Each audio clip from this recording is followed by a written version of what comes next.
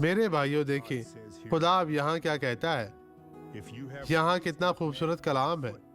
اگر تو پیادوں کے ساتھ دوڑا اور انہوں نے تجھے تھکا دیا تو پھر تجھ میں یہ تاب کہاں کے سواروں کی برابری کرے. تو سلامتی کی سرزمین میں تو بے خوف ہے لیکن یردن کے جنگل میں کیا کرے گا. آپ کو اپنی سوچ سے بڑا ہونا چاہیے. آپ مسیح میں ہوں گے. آپ گھوڑوں سے مقابلہ کریں گے.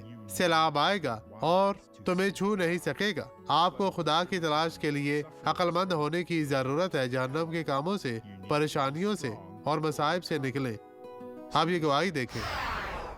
مجھے اپنی ریڑھ کی ہڈی میں مسئلہ تھا اور یہ گردن کے پچھلے حصے سے پاؤں کے تلوے تک جاتا تھا، اور اس دن کے اختتام پر میں اپنے پاؤں کے سروں پر چل رہی تھی. ایڑی کو زمین پر نہیں رکھ سکتی تھی. تکلیف تھی بہت زیادہ.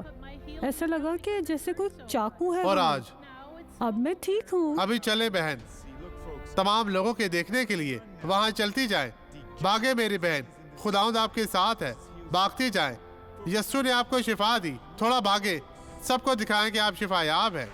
بھی یہ میری بہن اب شفا یاب ہے. خداوند تیرا شکر، تیری تعریف ہو.